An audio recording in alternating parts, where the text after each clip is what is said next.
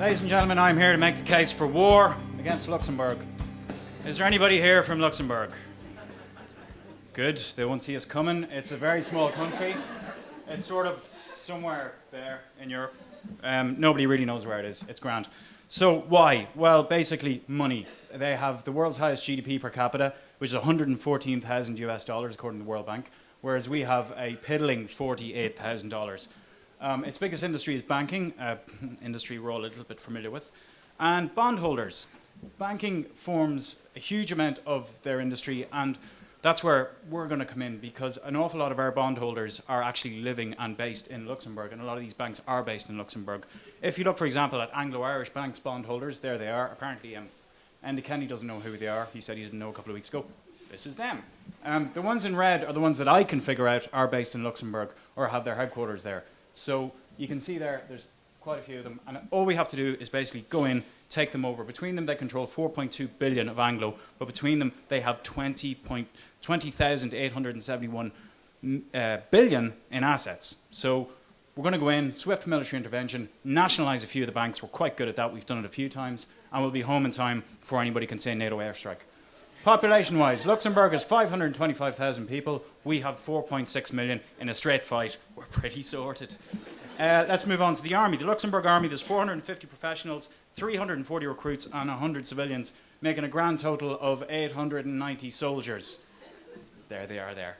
They're great lads. We have 8,500. It's basically 10 to 1. I'd be surprised if they show up at all. That is actually the Irish army with the massive gun, by the way. Navy. Luxembourg, landlocked, doesn't have a navy. Bit of an excuse. Switzerland, landlocked, has a navy.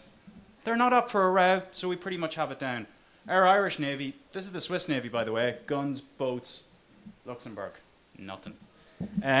Irish Navy, we have 8 ships. They're all named after women. They're all named after heroes of Irish mythology. So it's going to be good for the PR battle afterwards when we have to sort of explain why we've invaded a country in Europe. The Air Force, again, Luxembourg doesn't have one. Now, I know what you're thinking. Doesn't Luxembourg have 17 NATO AWACS aircraft? It does, well pointed out. However, basically, that's them there.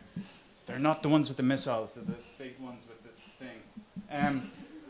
They're NATO aircraft. NATO bought them, paid for them, and they need to be registered in a country, so they said, well, we'll register them in Luxembourg because it doesn't have an Air Force. It's a pity Air Force! So, you know, we're sorted there. Our Air Force has 1,000 personnel, 24 aircraft, and a really cool logo.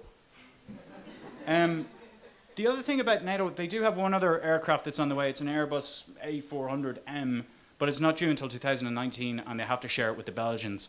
And I don't think it'll be a problem. We'll have loads of time to get a few digs in before the Belgians arrive. And, you know, sure, if the Belgians cause a problem, what's good for the goose is good for the gander. Or as they say in the US, what's good for Afghanistan is good for Iraq. So, spending. Oh yeah, this is the Irish aircraft. We've moved on a little bit since there. The logo is a little bit better, but, you know, you get the idea. They don't have an Air Force, it doesn't really matter.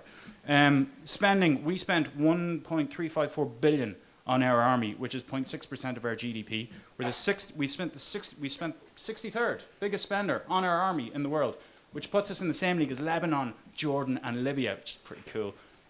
Luxembourg spent 300 million. Brunei, Latvia, Chad. I don't even think Chad's a country. Luxembourg, now, okay, flying the ointment. Luxembourg, it's in NATO. But we're not quite in NATO. We're in the Partnership for Peace. I mean, if we're in the Partnership for Peace, that doesn't sound like they're going to start picking a fight with us now, really, does it? And we can always go run into the UN, which we're a part of and is really big, as opposed to NATO. Or we can form an alliance with Russia, which is massive, which is also in the Partnership for Peace, but isn't in NATO. I don't know why. I'm sure it's to do with Luxembourg. So that's it. The case for war, equitable redistribution of assets. It's hard to locate. Outgunned 10 to 1. No Navy and no Air Force. So we're pretty much a shoo-in. Now, everything I've told you there is true. All those figures are accurate. The reason I kind of did this was to sort of try and link to the case for war that the US made against Iraq. The Center for Public Integrity, Washington-based non-profit public policy organization, they analysed 380,000 words of a database of the case that was made against Iraq. Of that, they found 935 statements. Probably everybody in this room, most people would probably have done a thesis at some stage. If your thesis was 40,000 words, that would have meant you had 100 errors in it. And that was the case that was presented. Now, you'd think that wouldn't be good enough to pass, but it was. It passed with nearly every Republican and 60% of Democrats and 40% in the House. And it was passed by the media, and it was passed by people like John Edwards, Hillary Clinton, and Joe Biden. So you can kind of see how easy it is to convince people to go to war if you're not looking at the true facts.